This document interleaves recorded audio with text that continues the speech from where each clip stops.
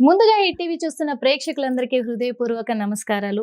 మరి శ్రావణ మాసం రానే వచ్చింది. శ్రావణ మాసంలో ఎన్నో ప్రత్యేకతలు, ఎన్నో పవిత్రమైన దినాలు, ఎన్నో పండగలు. మరి ఈ పండగల కోసమే అందరూ ఎదురు చూస్తూ ఉంటారు. అలాగే ఈ శ్రావణ మాసంలోనే మరి మన కృష్ణయ్య కూడా పుట్టింది. కృష్ణాష్టమి అంటే కృష్ణుడి జన్మదినం కూడా మరి ఈ శ్రావణ మాసంలోనే ఉంది కాబట్టి ఈ శ్రావణ మాసంలో ప్రత్యేకంగా కృష్ణాష్టమి ఉంది కదా, మన కృష్ణయ్య పుట్టిన రోజులు మరి ఎలా జరిపించవచ్చు అంటే ఆయన జన్మదినం రోజున ఏం పాటించాలి, శ్రావణ మాసంలోనే ఆయన జన్మించడానికి ప్రత్యేకత ఏంటి, అసలు ఈ శ్రావణ మాసానికి మరి కృష్ణాష్టమికి ఏంటి అసలు సంబంధం, ఇవన్నీ కూడా అడిగి తెలుసుకోవడానికి ఈరోజు మన హిట్ టీవీ స్టూడియోలో మన ముందున్నారు మరి నాగమణి గారు. నాగమణి గారు చెప్పే ప్రతి ఒక్క మాట, ప్రతి ఒక్క సలహాలు, ప్రతి ఒక్క విశ్లేషణ మా హిట్ టీవీ ప్రేక్షకులు ఎంతగానో ఆదరిస్తూ ఉంటారు. అందుకు నాగమణి గారి తరఫున, మా తరఫున కూడా మా హిట్ టీవీ ప్రేక్షకులందరికీ హృదయపూర్వక నమస్కారాలు. మరి అడిగి తెలుసుకుందాం. మీకోసమే ఈరోజు మళ్ళీ హిట్ టీవీ స్టూడియోలో ఉన్నారు. అమ్మ నమస్కారం. నమస్కారం అమ్మా. ఎలా ఉన్నారు? బాగున్నాను. ముందుగా మీకు మరి కృష్ణాష్టమి శుభాకాంక్షలు. చాలా సంతోషం అమ్మా. నేను కూడా హిట్ టీవీ చూసే ప్రేక్షకులందరికీ కృష్ణాష్టమి శుభాకాంక్షలు తెలియజేస్తున్నాను. తప్పకుండా అమ్మా. ఎందుకంటే శ్రావణ మాసంలోనే ఎన్నో పండగలు, ఎన్నో పవిత్రమైన రోజులు. అదే కాకుండా మరి కృష్ణాష్టమిని ఇష్టపడే వాళ్ళు ఇష్టపడని వాళ్ళు ఎవరు ఉంటారు? కృష్ణాష్టమి వస్తుందంటే కృష్ణుడి రూపాలను ధరిస్తూ ఉంటారు, పిల్లలకి ఏసి సంబరపడిపోతూ ఉంటారు, కృష్ణుడి పాదాలతో నడిపిస్తూ ఉంటారు, ఆ పాదాలు ఇంట్లోకి వేయిస్తూ ఉంటారు, బయట నుంచి ఇంట్లోకి. ఎన్నో ప్రత్యేకతలు ఉన్నాయి. అసలు కృష్ణాష్టమి అంటేనే ఒక మనసు ఉప్పొంగిపోతూ ఉంటుంది వాస్తవంగా. అమ్మో కృష్ణాష్టమి వస్తుంది, ఆ ఉట్టి కొట్టడాలు, అందులో ఒకటి అబ్బాయిలు అమ్మాయిలు కలిసి ఆ ఉట్టి కొడుతూ సంబరంగా చేసుకుంటారు వాస్తవంగా చెప్పాలంటే. అంటే ఈ శ్రావణ మాసంలో ఈ కృష్ణాష్టమి వస్తుంది కాబట్టి ఈ కృష్ణాష్టమి గురించి మీ నుంచి తెలుసుకుందాం అనుకుంటున్నాం. ప్రత్యేక చాలా మంచిదమ్మా. అసలు శ్రావణ మాసమే మనకి శ్రీ మహావిష్ణువు ప్రీతికరమైందని, ఈ శ్రవణ నక్షత్రం కూడిన పూర్ణిమతో ఈ శ్రావణ మాసం మొదలైందని అని అన్నాం. అందులోనూ దశావతారాల్లో శ్రీకృష్ణ అవతారానికి చాలా ప్రాముఖ్యం నిజంగా. కాబట్టి స్వామి ఏదైతే శ్రీ మహావిష్ణువుకి ప్రీతికరమైన శ్రవణ నక్షత్రంలో శ్రావణ మాసం వచ్చిందో ఆ శ్రావణ మాసంలోనే కృష్ణయ్య అష్టమి తిథిలో రోహిణి నక్షత్రంలో పుట్టడం అనేది జరిగింది. ఒకటమ్మ, రోహిణి నక్షత్రం అనేది చంద్రుడు అధిపతి, చంద్రుడు మనస్కారకుడు. కృష్ణయ్య చుట్టూతా కూడా అంతమంది ఆయన చుట్టూతా చేరటము, ఆయన్ని ఆకర్షించబడటం కూడా ఇదొక కారణం. ఆయనను ఆకర్షించని వాళ్ళు అంటూ ఉంటే కదా అంటే ఆ నక్షత్ర ప్రభావం, అది ఆయన పుట్టింది ఆ రోహిణి నక్షత్ర ప్రభావం అన్నమాట. నిజం. తర్వాత కృష్ణుడి గురించి చెప్పాలంటే చాలా ఉంది. ముఖ్యంగా మనకి కావాల్సిందమ్మా, కొన్ని వందల వేల సంవత్సరాలకి మనిషి జీవితం ఎలా నడుచుకోవాలి, ఎలా ఉంటాయి పరిస్థితులు, ఎట్లా ఉపద్రవాలు వస్తాయి, వాటినన్నిటినీ తట్టుకుని మనిషి ఎలా నిలబడాలి అన్న ఉద్దేశంతో ఆయన మనకి ఒక అర్జునుడు అనే ఆయన్ని మధ్యవర్తిగా అట్లా పెట్టుకుని, అసలు అర్జునుడు కాదా వాళ్ళు ఉపదేశించింది, అర్జునుడితో పాటు మనందరికి కూడా మహత్తరంగా ఉపదేశించబడింది భగవద్గీత. అది ఆచరణ గ్రంథం. ఎందుకంటే అమ్మా, కృష్ణయ్య శ్రీ మహావిష్ణువుగా విష్ణువై కృష్ణ జన్మ ఎత్తినా కూడా ఆయన పడిన బాధలు లేవు. పాపం పుట్టటమే, ఆయన జైల్లో పుట్టటం, అక్కడి నుంచి పాపం వెళ్ళటం, వేరే ఇంట్లో పెరగటం, అక్కడి నుంచి చాలా సంవత్సరాల తర్వాత తల్లిదండ్రి దగ్గరికి తిరిగి రావటం, నీలాపనిందలకు గురి కావటం. ఏమండి, ఇంకా ఆయన ఒక రకంగా అంటారు, ఆయన అమ్మాయిలకి లోలుడు, స్త్రీలోలుడు అని పిలువపట్టం, కానీ అది తప్పు విషయము. ఇట్లాంటివన్నీ ఎన్నెన్నో ఆయన అనుభవించాడు స్వయంగా.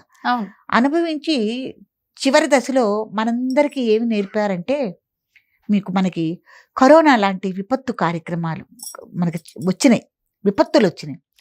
ఆ కరోనా లాంటి విపత్తులు వచ్చినప్పుడు అసలు ఇంట్లోంచి ఆ కరోనా సోకిన వాళ్ళని హాస్పిటల్కి తీసుకెళ్తే, అమ్మ కొన్ని కుటుంబాల్లో ఇప్పటి వరకు వాళ్ళు చనిపోతే వాళ్ళు ఇప్పుడు బతికున్నారో లేరో కూడా తెలియదమ్మా. అవును. వాళ్ళని అక్కడక్కడే తీసుకెళ్ళి హాస్పిటల్ వాళ్ళు కానీ మిగతా వాళ్ళు ఎవరైనా కానీ వాళ్ళని మూకమ్మడిగా పూడ్చిపెట్టారో దహనం చేశారో కూడా తెలియని పరిస్థితి. అవును. అది కోటాను కోట్ల ఆస్తులు ఉన్న వాళ్ళు కూడా అనుభవించి తీరారు. కృష్ణయ్య ఆ రోజే చెప్పాడు, ఆయన అడవిలోకి వెళ్ళి నిర్యాణం పొందినప్పుడు ఆయన్ని కొన్ని రోజుల దాకా ఎవరు గమనించాల, నిర్యాణం పొందారు స్వామి అని కదా. తర్వాత పాండవులు గ్రహించి ఆయన దహన సంస్కారాలనేవి చేయటం జరిగింది. ఆయన సాక్షాత్తు అలా జరిగింది, ఆయన అలా బాధపడ్డారు కాదనమ్మా అక్కడ. తస్మాత్ జాగ్రత్త జనులారా, ఇట్లాంటి విపత్తర కార్యాలనేవి మీకు విపత్తులనేవి వచ్చి పడతాయి మీద, ఇంత గుండె నిబ్బరంతో ఉండాలి, అందరికీ ఈ పరిస్థితులనే ఎప్పుడప్పుడు వస్తాయి అని మనకి ధైర్యాన్ని ఉపదేశించారు.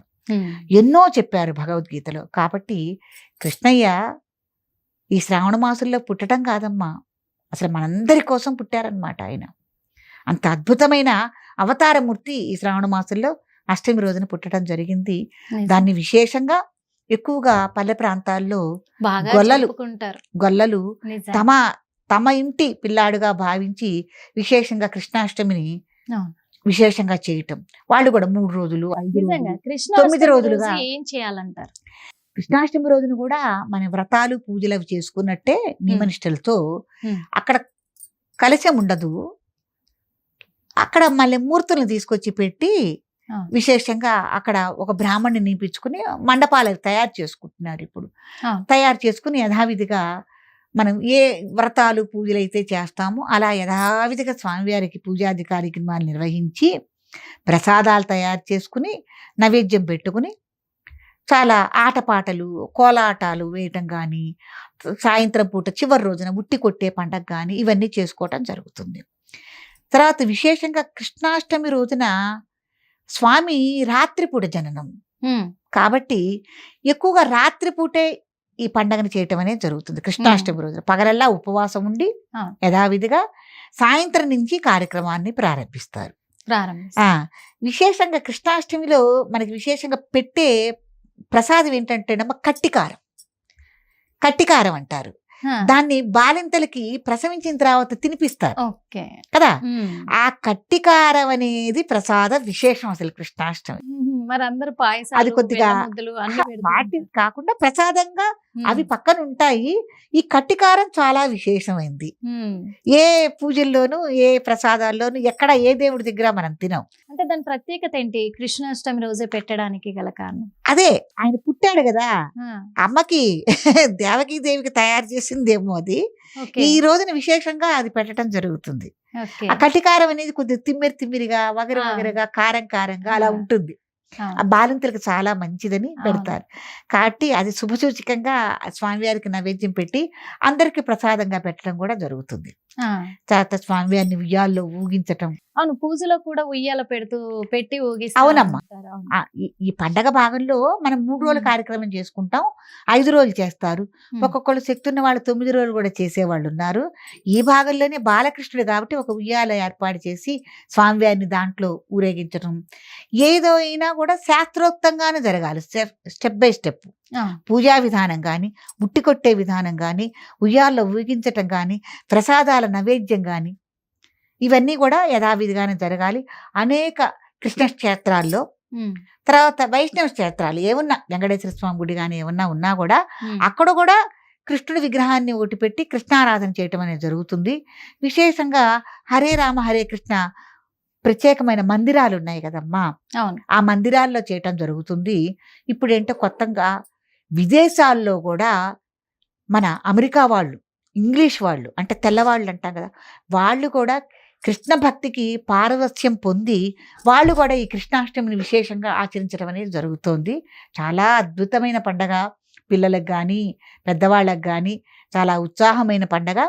ఇంట్లో ఎవరైనా పసిపిల్లలు ఉంటే ఆడపిల్లలందరికీ గోపిక వేషము, తర్వాత మగపిల్లలందరికీ కన్నయ్య వేషం, కృష్ణుడి వేషం, చక్కగా నెమలి కిరీటం పెట్టి వాడికి ఒక పట్టు వస్త్రం కట్టి వాళ్ళు ఆడుకుంటున్నట్టు నవ్వుతున్నట్టు రకరకాల వీడియోలు తీసుకుని ఫోటోలు తీసుకుని ప్రతి తల్లి తన బిడ్డకి, ఒకవేళ ఆడపిల్ల పుట్టినా కూడా ఆడపిల్లకు పుట్టినా కూడా ఆడపిల్లకు కూడా కృష్ణుడి యొక్క వేషం వేసి ఆనందిస్తుంది. అవును నిజం.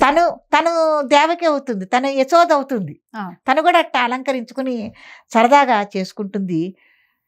పిల్లలు లేని వాళ్ళు ముఖ్యంగా ఉమ్, కృష్ణాష్టమిని ఒక వ్రతంగా, ఒక భక్తి శ్రద్ధలతో కూడా నియమనిష్టలతో ఉపవాసం ఉండి ఆచరించడం వల్ల వాళ్ళకి వెంటనే సంతాన ప్రాప్తి కూడా కలుగుతుంది. సంతాన ప్రాప్తి కలుగుతుంది. విశేషంగా వాళ్ళు సంతాన ప్రాప్తి కోసం చెయ్యాలి.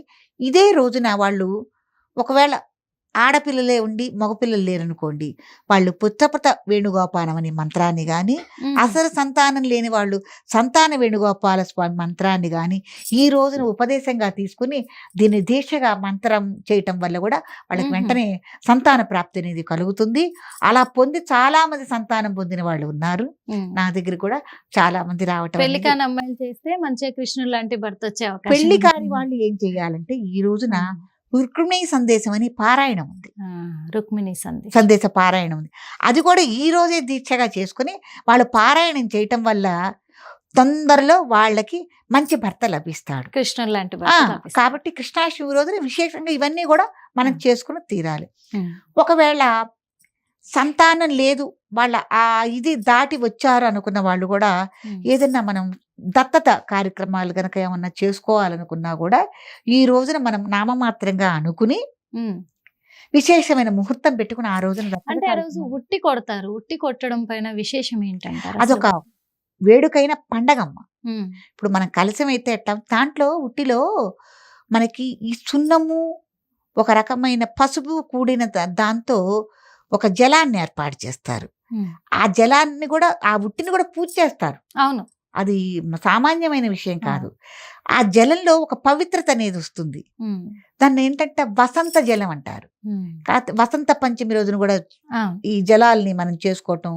ఆ తర్వాత హోలీ రోజున కూడా న్యాయంగా అయితే ఇదే చేయాలి. ఉమ్, దాన్ని పసుపు సున్నము, తేట సున్నం అంటారు. ఇదివరకు గానుగ సున్నం ఉండేది. ఉమ్. ఆ సున్నంతో కనుక జలాలు తయారు చేసి దాంట్లో కూడా పంచపల్వాలు అవి వేసి అది కొడితే ఆ జలాలు ఆ పైకి ఎక్కి కొట్టడం కదా, ఆ జలాలు అందరి మీద పట్టడం వల్ల వాళ్ళకు ఒక పవిత్రత ఏర్పడుతుందని కూడా దీంతో చెప్పడం జరుగుతుందమ్మా. చెప్పుతుంది. అవును. ఇంకొకటి పల్లెటూర్లలో ఈ ఉట్టిని కొట్టిన తర్వాత ఆ ఉట్టి కుండ ఏదైతే పగులుతాదో ఆ పగిలినాక ఆ కుండ పెంకులు తీసుకెళ్లి దాచుకుంటూ ఉంటారు.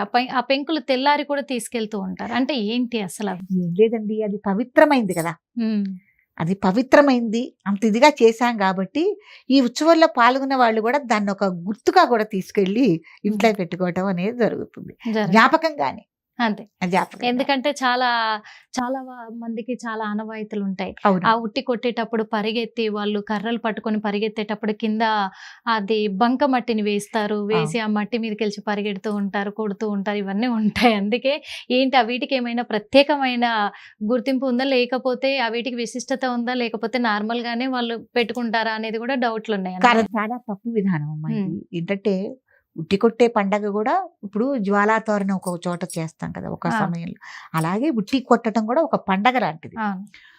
ఒక ఆచార వ్యవహారము, ఒక ఆనందంతో కూడిన ఒక క్రీడ. ఉమ్, ఆ క్రీడని వక్రీకరిస్తున్నారు. అదే. ఏంటంటే కింద బురద చల్లటం, నీళ్లు చల్లటం, ఆ. ఇవన్నీ కూడా మంచి పద్ధతులు కావు. ఉమ్, ఆ టైంలో ఏదైనా కాలు జారి పడ్డా చేసినా వాళ్ళకి ఏమన్నా జరగకూడదు మళ్ళీ జరిగినా అయిపోతుంది. కూడా ఈ పండగ ప్రభావం, ఆనందం అనేది అక్కడ మనం కోల్పోవటం అనేది జరుగుతుంది. కాబట్టి పొరపాటున అలాంటివి ఏమి చేయకూడదండి. అవన్నీ ఒక రకంగా చిలిపి సంఘటనలు. ఆ. అది చిలిపిగా తీసుకోవాలి మనం. ఉమ్, అట్లాంటి చేయకూడదండి. చేయి. ఎందుకంటే ఇప్పుడు మనం ఆలోచించుకోవాలి కదా, అవును. ఏ వ్యవస్థతో, ఏ సనాతన ధర్మంతో మనం చేస్తున్నాము, దాన్ని పక్కదోవలు పట్టించకూడదమ్మా, జారి పడితే. కాబట్టి అట్లాంటివి చేయకూడదండి, నిజం. చేయకూడదు. కాకపోతే ఏంటంటే ఒక అందము విజువల్గా కూడా చాలా అందంగా ఉంటుంది కాబట్టి వలయాకారంగా అందరూ వంగి దాని మీద అందరూ నిలబడి దాని మీద అందరూ ఒక ఉండి అదొక అవును. విన్యాసంగా ముందుగానే అభ్యాసం చేస్తారు. అవును. కొంతమంది కుర్రవాళ్ళందరూ అభ్యాసం చేస్తారు. అట్లా అభ్యాసం చేస్తే వీళ్ళకి ఏంటంటే అదొక వ్యాయామం కూడా ఉంటుంది.